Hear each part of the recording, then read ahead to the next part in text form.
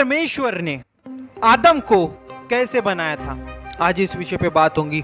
जो पृथ्वी में मनुष्य घूम रहे हैं, इन मनुष्य को हमें परमेश्वर ने कैसे बनाया था, इस विषय पे बात होगी। पहले एक वचन पढ़ेंगे, उत्पत्ति उसका पहला अध्याय 27वां वचन इस प्रकार लिखा, तब परमेश्वर ने मनुष्य को अपने स्वरूप के अनुसार उत्पन्न किया, अपने ही स्वरूप के अनुसार परमेश्वर ने उसको उत्पन्न किया, नर और नारी करके उसने मनुष्यों की सृष्टि की।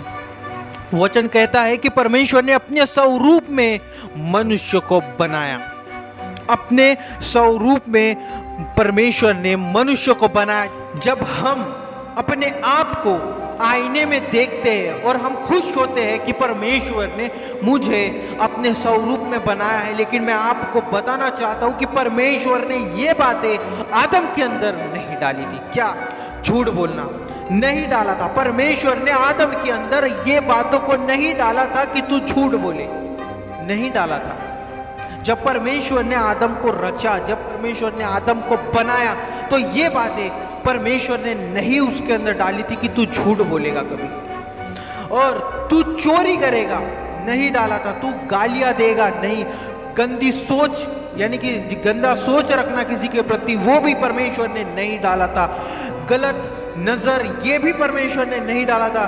लालच, घमंड और बहुत सारी बातें और बहुत सारे अन्य पाप परमेश्वर ने आदम के अंदर नहीं डाले थे, नहीं डाले थे। तो सोचिए, जो परमेश्वर ने आदम को जब बनाया तो ये सारी बातें उसके अंदर नहीं डाली। झूठ बोलना नहीं डाला, गालियां देना नहीं डाला, और बहुत सारे जो वो मनुष्य आज करते हैं उन बातों को परमेश्वर ने मनुष्य के अंदर नहीं डाला। ना परमेश्वर ने मनुष्य को उन चीजों को सिखाया, सिर्फ हमें वचन कहता था। वह बाइबल हमें यह बताती कि परमेश्वर ने अपने स्वरूप में मनुष्य को बनाया। बस बाइबल हमें यही बताती है। ये सारी बातें परमेश्वर ने मनुष्य के अंदर नहीं डाली। इसीलिए मनुष्य को जब परमेश्वर देखता है तो परमेश्वर निकम्मा बोलता है, तू निकम्मा है, तू निकम्मा है। किसे? मनुष्य को परमेश्वर निकम्मा बोलता है। क्यों? जब हम पाप करते, गुनाह करते, अपराध करते और फिर हम यीशु है अब्बा है पिता ऐसे करके पुकारते, परमेश्वर के पास जाते, खुदावन के पास जाते और हम कहते कि हमें पवित्र आत्मा गाइड कर रहा है, यीशु हमारे साथ है। नहीं, परमेश्वर हमें ऊपर से बोलता है तू निकम्मा है, तू मेरी नजर में निकम्मा है। ये परमेश्वर हमें बोलता है। इस बातों को याद रखें। जब परमेश्वर ने मनुष्य को बनाया, मतलब हमें जब परमेश्वर बना रहा था, तब उसने ये बातों को हमारे अंदर डाला ही नहीं। और जो बातें परमेश्वर ने हमारे अंदर डाली ही नहीं है, अगर उस बातों को हम करते हैं तो परमेश्वर हमें क्या बोलेगा? निकम्मा ही बोलेगा कि तुम निकम्मे हो। कैसे? एक और वचन में आपको बताना चाहता हूं, उत्पत्ति उसका 6वां अध्याय 5 से 6 तक। और यहोवा ने देखा कि मनुष्य की बुराई पृथ्वी पर बढ़ गई है, और उनके मन के विचारों में जो कुछ उत्पन्न होता है सो निरंतर बुरा ही होता है, और यहोवा पृथ्वी पर मनुष्य को बनाने से पछताया। परमेश्वर मनुष्य को बनाने से पछताया। आप समझ रहे हो इस बात को? मनुष्य को बनाने से पछताया। परमेश्वर ने पेड़ों को बनाया ना, तो परमेश्वर उनसे नहीं पछता रहा है। पहाड़ों को जब परमेश्वर बना रहा था, उनको भी हम बाइबल पढ़ते तो उनको भी बनाने से परमेश्वर नहीं पछता रहा है, लेकिन कहता है कि मैं मनुष्य को बनाने से पछताता हूं। क्यों? मनुष्य के अंदर ये बातें घुस गई थी, झूठ बोलना, गालियां देना और बहुत विचारे जो हर मनुष्य के अंदर पे उठते हैं, वो गलत विचार, वो गलत चाल चलन है ना, जो परमेश्वर के विरुद्ध हम काम करते, उन कामों के प्रति जब परमेश्वर ये बातों को देख रहा था कि उनके मनों में जो कुछ उत्पन्न होता है वो निरंतर बुरा ही होता है। वो जैसे मनुष्य इतने बिगड़ जाते हैं कि परमेश्वर कहता है कि मैं तुम्हें बनाने से पछताया। वो एक वक्त था कि मैं तुम्हें बनाने से पछता रहा था, है ना। तो आज सोचिए, आज परमेश्वर हमें देखता होगा कि मैंने तुम्हारे लिए अपने इकलौते पुत्र को दे दिया, है ना। यीशु ने अपने लहू को हमारे लिए बहा दिया। अगर हम तो भी पाप करते तो परमेश्वर हमें निकम्मा नहीं बोलेगा। हाँ, परमेश्वर हमें निकम्मा ही बोलेगा कि तुम निकम्मे हो। सच्चाई को जानने के बाद भी तुम पाप कर रहे हो, तुम क्या हुए? हम निकम्मे ही हुए। इस बातों को याद रखिए। परमेश्वर ने आदम को बनाया, परमेश्वर ने हमें बनाया, लेकिन परमेश्वर ने झूठ बोलना नहीं सिखाया, गालियां देना नहीं सिखाया, है ना। बहुत महत्वपूर्ण बात है, बहुत हमें सीखने की ये है कि परमेश्वर क्या चाहता है। परमेश्वर चाहता है कि हम सीधा मार्ग में चले, जो यीशु का मार्ग है, जो सच्चाई का मार्ग है, अपने चाल चलन को बदले। पृथ्वी में हम जी रहे हैं, लेकिन उस पृथ्वी में जीते जीते भी हमें अपने चाल चलन को ठीक करना बहुत जरूरी है। एक और वचन में आपको रोमियो उसका 6वां अध्याय वचन 4 इस प्रकार लिखा हो, सो उस मृत्यु का बपतिस्मा पाने से हम उसके साथ गाड़े गए, ताकि जैसे मसीह पिता की महिमा के द्वारा मरे हुए में से जिलाया गया, वैसे ही हम भी नए जीवन की सी चाल चले। बाइबल कहती है कि तुम भी नए जीवन की सी चाल चलो, नया चाल चलन हो। जब तो हमारा बपतिस्मा होता है, क्या होता है? हमारा नया जन्म होता है। तो हमें कैसी चाल चलना चाहिए? वो अविश्वासियों की चाल जैसे हम पहले चला करते थे, जब हमें सच्चाई पता नहीं थी। क्या हमें वैसा ही चाल चलन चलना चाहिए? वैसे ही चलना चाहिए जैसे हम अविश्वासी थे, जब हम यीशु को नहीं जानते थे, जब हमारा उद्धार नहीं हुआ था, तो हम जैसे चाल चलते थे, क्या हमें वैसे ही चालों को चलना है? बाइबल कहती है तुम्हारा चाल चलन नए जीवन की सी चाल चले, मतलब नए जीवन से, यानी कि हमारा जब नया जीवन हो जाता है तो हमारा चाल चलन भी बदलना चाहिए। वचन ऐसा कहता है। झूठ बोलते हो, झूठ बोलना छूटना चाहिए। गालियां देते हो, गालियां देना छूटना चाहिए। गंदी नजर है, छूटना चाहिए, है ना। सोच गंदी है, बदलना चाहिए। ये बाइबल कहती है कि हमारा चाल चलन भी बदलना चाहिए। आदम को परमेश्वर ने ऐसे नहीं बनाया था, बिल्कुल परफेक्ट बनाया था, बिल्कुल ठीक बनाया था परमेश्वर ने। उसके अंदर कोई घमंड नहीं था आदम के अंदर।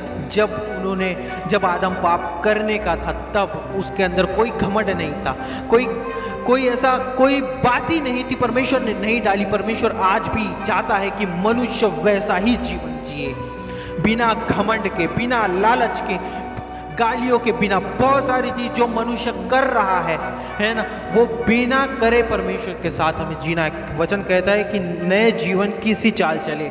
हमें भी जब हम यीशु को जान लेते हैं, बपतिस्मा ले लेते हैं, तब हमें हमारे चालों को भी, जो हमारा जीवन है, बदलना चाहिए, हमारे चाल चलन को बदलना चाहिए। इफिसियों 5वां अध्याय 11वां वचन इस प्रकार लिखा हुआ, और अंधकार के निष्फल कामों में सहभागी न हो, वरन उन पर उलाहना दो। बाइबल कहती है कि तुम इस संसार में रहते हो, लेकिन उस संसार के कामों में सहभागी मत बन जाओ, उनके साथ वही पाप मत करने लग जाओ। कोई तुम्हें शराब पीने बुला रहा है, तुम उसके साथ शराब पीने मत चले जाओ। बाइबल कहती कि तुम उन्हें उलाना दो, उन्हें बताओ कि वो गलत है।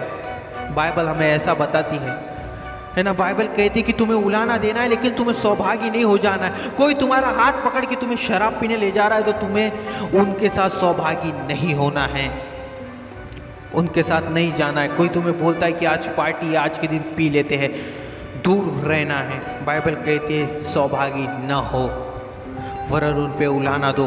तो इस बातों को याद रखिए। आदम को भी परमेश्वर ने, है ना, दारू पीने वाला नहीं बनाया था, जिससे कि कुछ लोग अभी भी पीते हैं।